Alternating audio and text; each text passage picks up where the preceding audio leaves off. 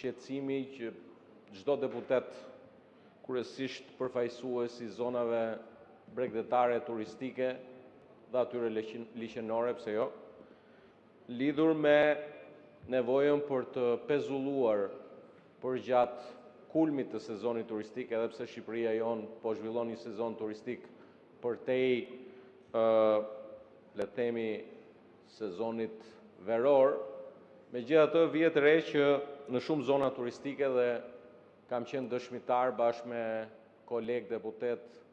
në zona turistike, kur vazhdojnë proceset ndërtimore ngjitur me hotelet, duke pamundsuar pushimin për pushuesit, dhe